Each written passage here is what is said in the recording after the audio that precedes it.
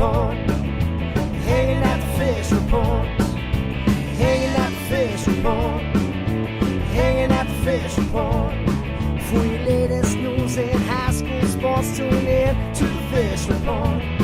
Don't need no bed, don't need no pull when you tune in to the Fish Report. Hanging at the Fish Report.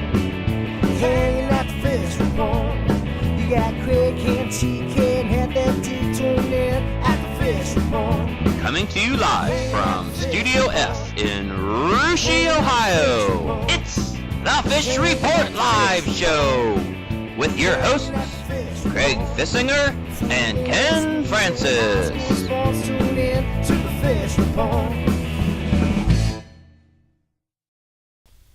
Welcome, everyone, to another episode of Fish Report Live. We're your co-hosts, Craig Fissinger and Ken Francis. Back in the sound room, TK and Heavy D are back. They were off last week, Ken, on a little vacation, I guess you call it. Vacation because they weren't here, but we got them back, and we're going to be talking to them in a little bit. Ken, you know, last week it was a blue and gold kind of week. We talked to a layman pitcher, Nate Bosway, as well as Russia coach Michelle Baker. This week we're kind of doing it all again, aren't we, with blue and gold? Blue and gold again, Craig. First of all, very nice to have Heavy D and TK back in the sound room. Their replacements did a good job last week, but nice having the regulars back.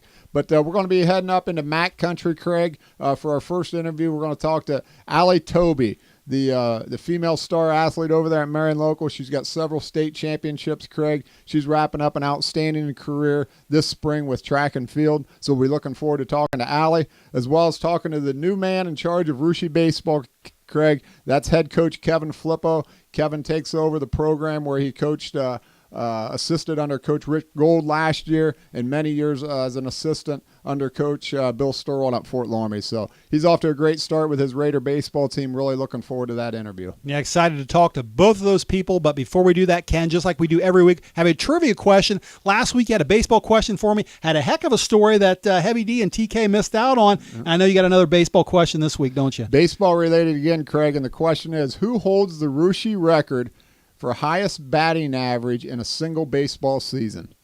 Highest batting average in a single season, all right? Single baseball. Is it Joel Putoff, Bill Sturwald, Kevin Phlipot, or Aaron Slick Monin?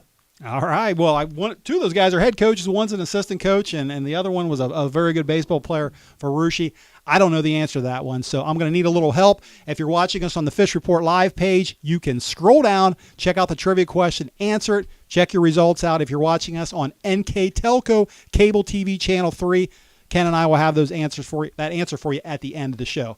Ken, let's get things started. And tonight we're going to start out talking a little bit of track. Last week was the Anna Invitational. It was a record-breaking kind of weather, kind of weekend. And Dean Stewart had another good one over there, didn't he? Yes, he did, Craig. Not sure who broke more records, the kids on the track or Dean Stewart running around. You know, the guy just does a phenomenal job. Not only does he coach his team, he runs the meet, he keeps score, he runs the stopwatches, he runs the video camera. I think he even cooks popcorn sometime. And then they said he also had time to get in a 6-mile jog during the race. So I don't know how he does it all, but he does a great job. So thanks a lot, Coach Stewart, for all the work you put in during that Invitational. Yeah, he was pulling them in from all over the state. He had one of the girls runners from Liberty Center, or a state champion from up there, pulled in a Mason Moore from Cincinnati Summit Country Day, a state champion there. They were coming from all over the place. A lot of records went down. I know a couple Anna records, Grant Glover and the 300 hurdles. I think we got video of that, actually.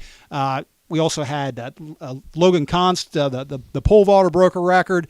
Lauren Heaton, I think, broke a record as well, Ken. Broke away. Like you said, we had Brittany Atkinson was down from Liberty Center. Just some fantastic runners overall. And here's a few highlights right here. I believe this is Grant Glover maybe winning the. That's the 100. That's the 110 hurdles boys there, and then I think a West Liberty kid won that, and then there's Grant there in the 300, Ken.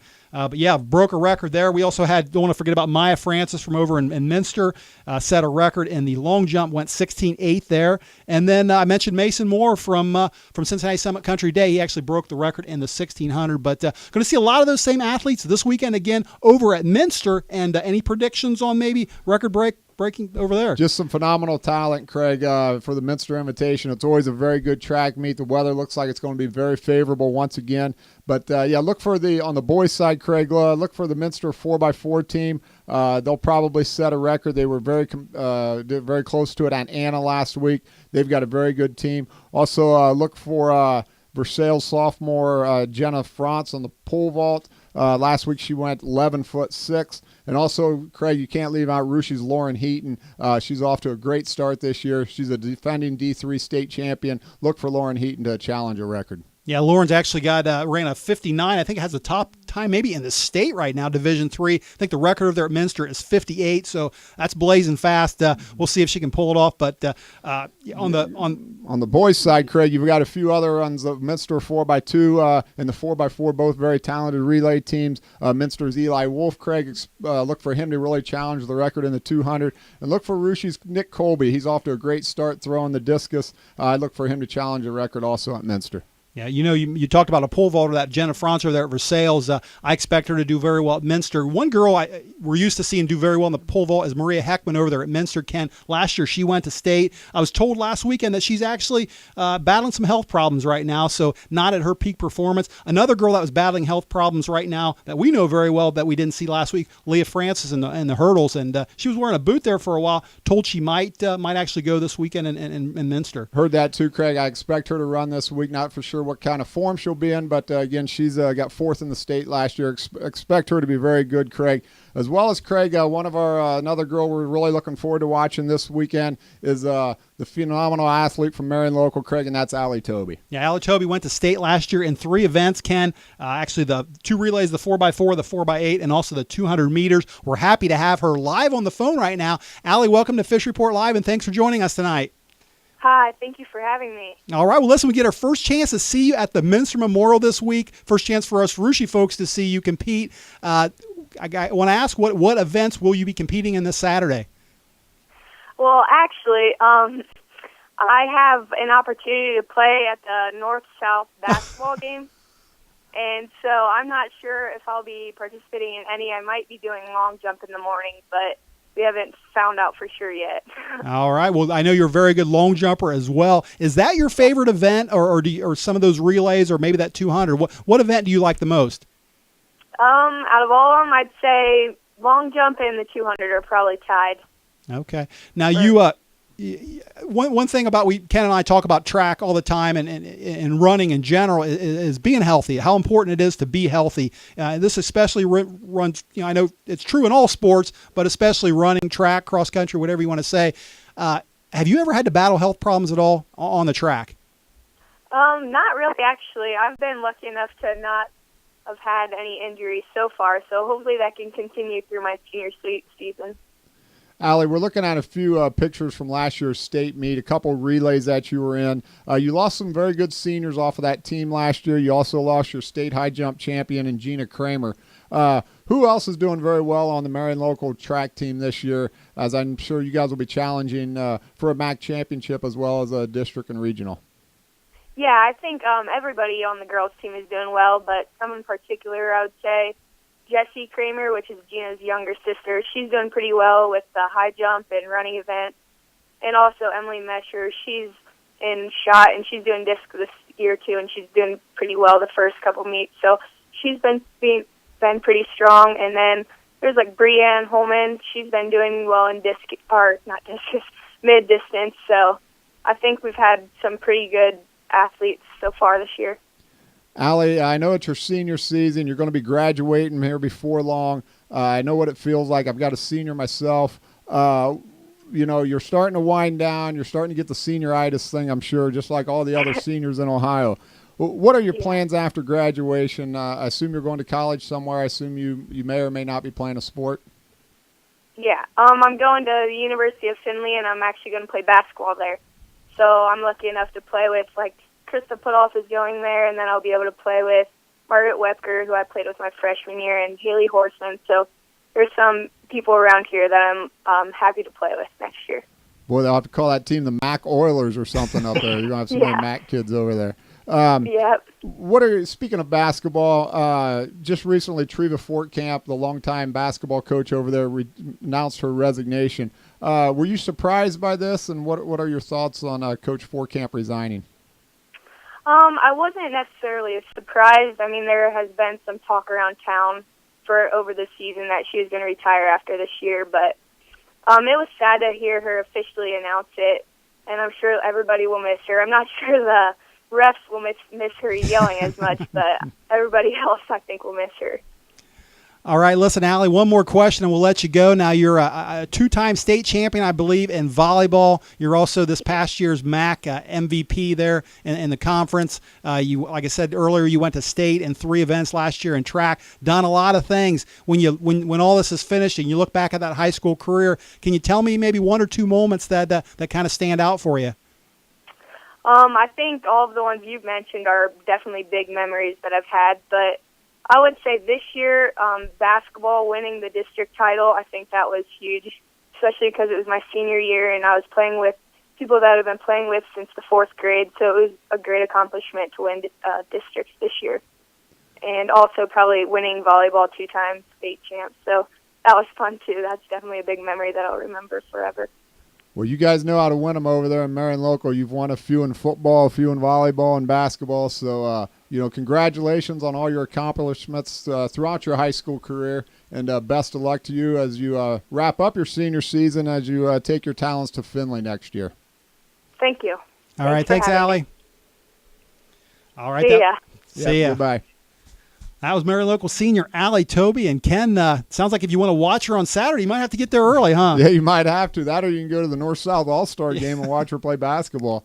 But, phenomenal athlete. Best of luck to her as she continues her career. Yeah, what a career she's had. Like I said, in volleyball, basketball, track. She's pretty much done it all. And she's going to be joining a lot of former, competitors and teammates over there at Findlay. Yeah, interesting when she announced all those names. I think every one of them was a MAC player. You got New Knoxville there, you got Versailles, you've got a Marion Local girl. So down the line, and like I said, they got a lot of talent over there, and it's a great program to play for, and I'm sure she'll have a lot of fun. All right, and before we end our track talk, do you want to give one little shout out to the hometown girl, Ken, over there at Ohio State? Our own Katie Borchers, a senior for the Buckeyes, actually got a nice award this week, picked up another award, didn't she? Yes, she did, Craig. She got one of the most accomplished athletic academic awards there are to get in Ohio State. She got the Golden Buckeye Honor Award, and very deserving. So she's not only had an outstanding career on Ohio State in cross-country track,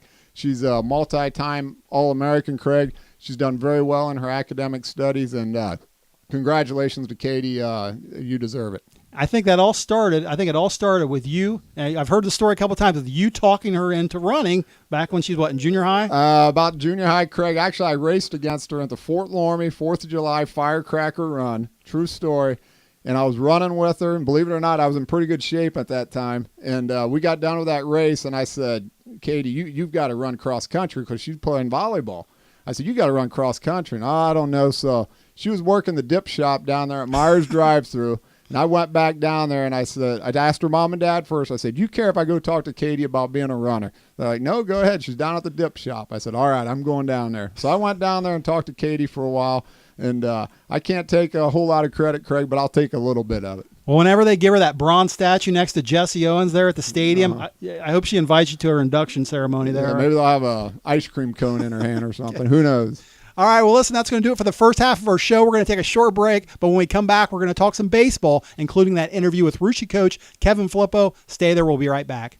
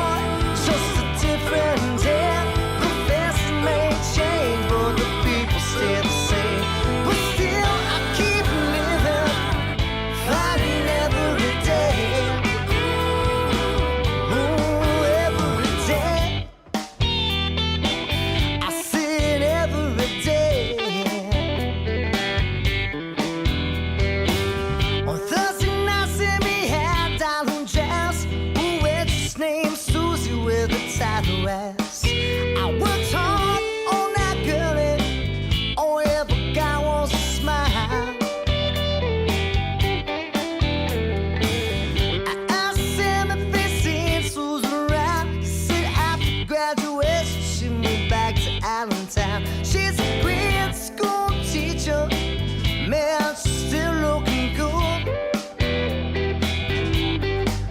Well, said my friend, I'm tired on this. People won't stick around till real life begin to say, I'm with the sad to cover the. Welcome back to the second half of Fish Report Live. And before the break, we were talking some track with Marion Local senior Allie Thobe. Now we're going to talk a little baseball. And Ken, last week we covered the NWCC. This week we're going to cover the SCAL. And it's a little hard to keep up with these teams with the rainouts and I'd like to show the viewers the standings, but I'm not really sure what they are. Yeah, it's hard to tell, Craig. I know Rushie's sitting at 2-0 right now. I know Lormy and Anna, the two big challengers, along with Rushie, are just at one game back in the loss column. So, with all the rainouts that all these teams are going on with, it is tough to follow the standings. We've only got 2 games in. I think some teams got 3 or 4 games in the league. So, but everybody's getting better, Craig. As everybody's pitching gets a little more dialed in, everybody gets the bats loosened up and everything. I look for a very challenging next half of the Shelby County League baseball season, but it'll come quick because tournament play here starts in about 3 weeks. All right. Well, like you said, the team on the top of the SCAL right now is the Rushie Raiders, and they're led by first-year head coach Kevin Phlipot. We're happy to have him live on the phone right now. Coach, welcome to Fish Report Live, and thanks for joining us. Hey, my pleasure. How you guys doing?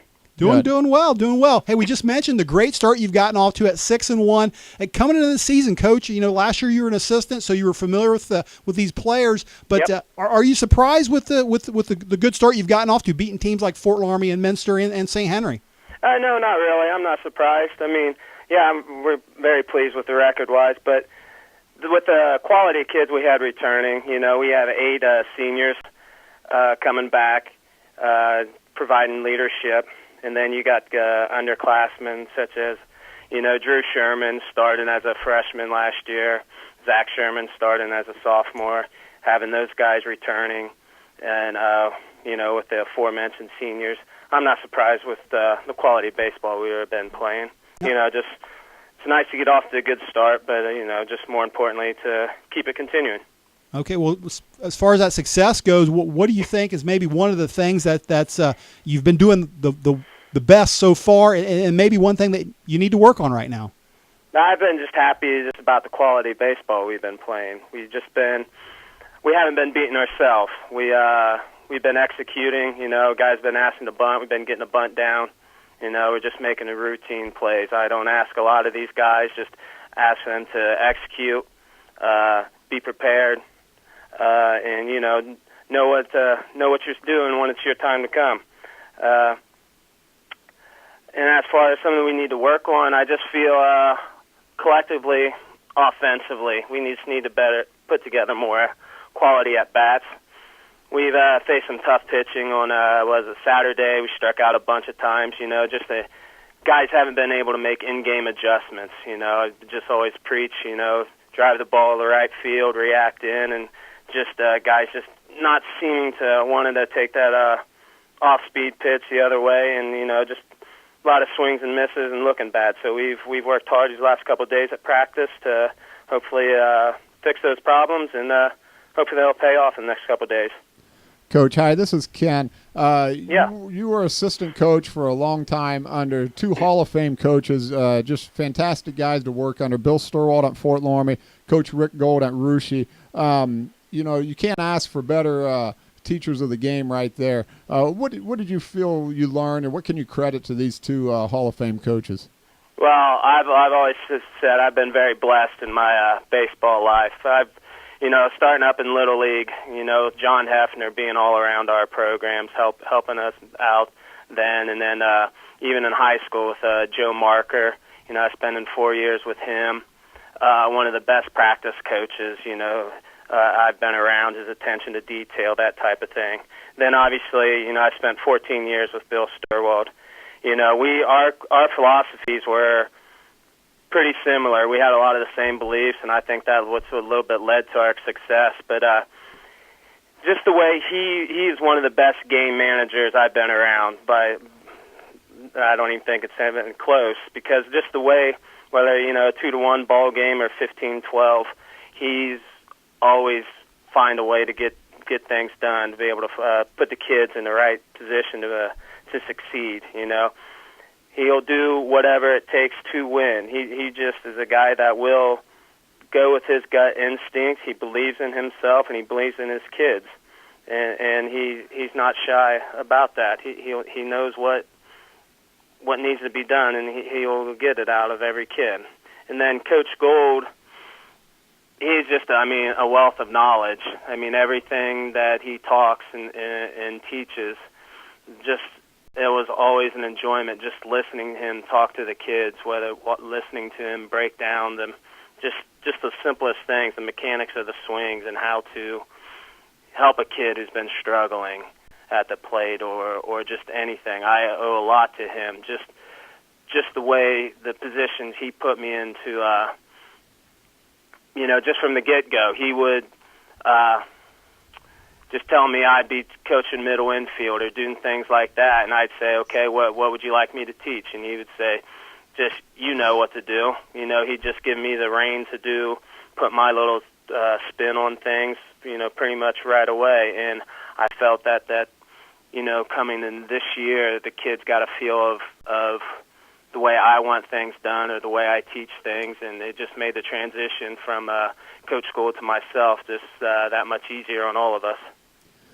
Coach, you were a successful player for the Raiders back in the mid-'90s. How do you compare baseball then to the baseball being played now? Same caliber, better, not as good, fundamentally better, or was it very similar is what it was in the mid-'90s? It varies. Every group's a little bit different, the kids that you coach. But, I think you had more kids playing.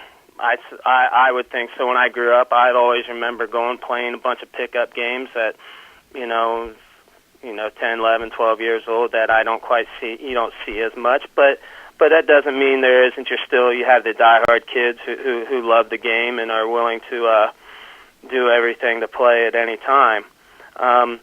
So it can be successful both ways.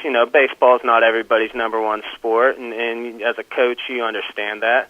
You wish everybody had the same passion, the same drive as you do, but, as long as everybody is, have the same goal, everybody's willing to put in the time and the effort, you're still able to be successful.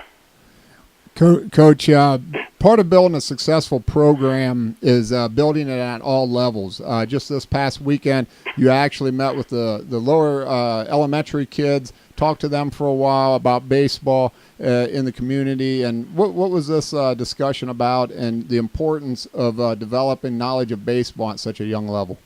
Yeah, actually it was more geared towards the parents, but in the same aspect, it was the Russia, the summer program, the RJCAA, contacted Coach Baker, the softball coach, and myself, and just asked them to speak to the parents of the kids, to seeing how the parents are the coaches of the summer program coaches, and just help them out,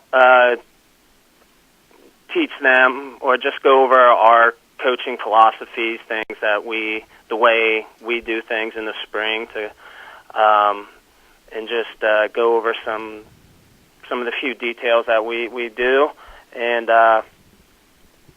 and help the coach, if they are a coach, help them to put together a practice, give them some drills, some tips, what have you, to do during the summer. And then, if you have a parent who's, wanting to help out but may not be as knowledgeable on certain things, just to give them a little more confidence, a little more information to be able to help out. All right, Coach. Hey, listen, one more question and we'll let you go, but I can't let you go without asking about your signal calling that you do out there on the field with the number system. Yeah. And I think we got a little bit of video here of some kids getting some signals from you, but it's pretty unique. It's a number system, and I want to ask you, is that hard to implement, or what's the advantage of that? Well, yeah, I would say it's unique. I don't think it's very difficult. The hardest thing I've had right now, the most difficult, is I keep getting interrupted by my PA announcer. I have to wait till he's done talking to finish giving out the signs. But it's funny you should say that, actually. I remember a couple years ago, I'm in Fort Laramie, and I see these Russia kids all with these wristbands, and I did not like it, not at all.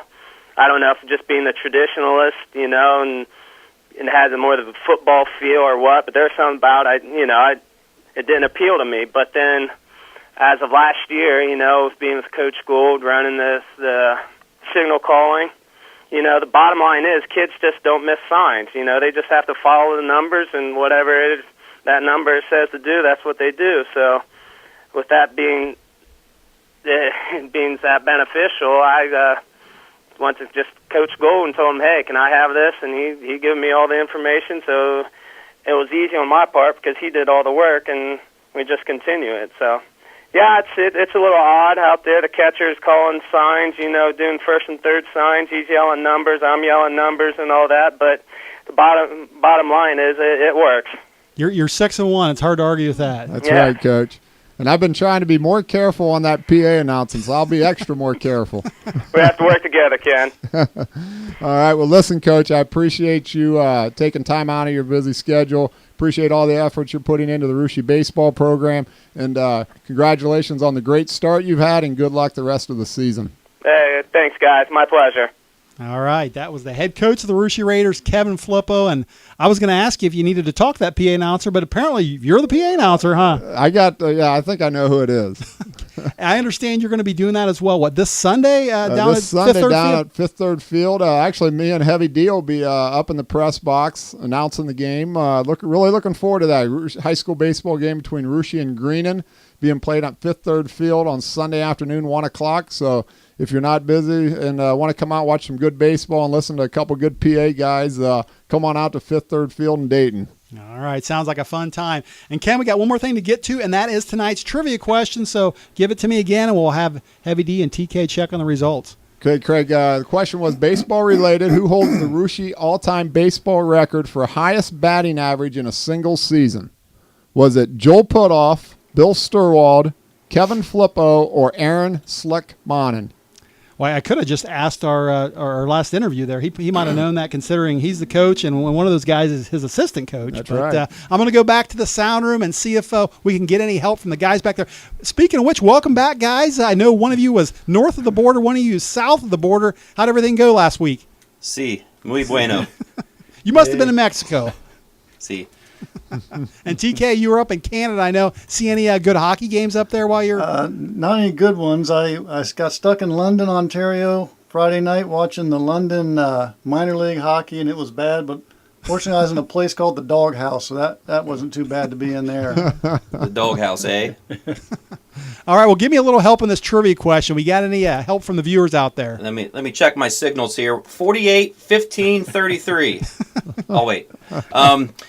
The telemetrics, Craig, says Joel Putoff has twice as many votes as anybody else. Surprisingly, Coach Sturwald got 0 votes. Well, I know he was a good baseball player, so I don't there. know if I'd rely on that telemetrics. They might not have been keeping stats back then. I know baseball stats, especially old ones, are a little hard to come by.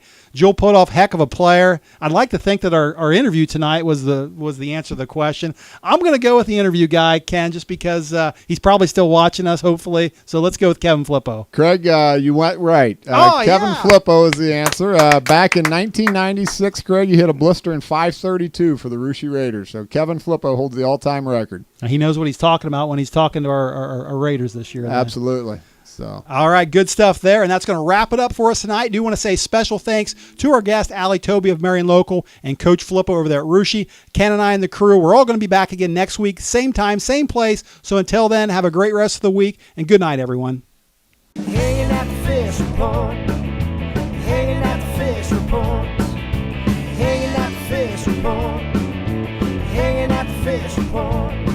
For your latest news in high school sports, tune in to the fish report.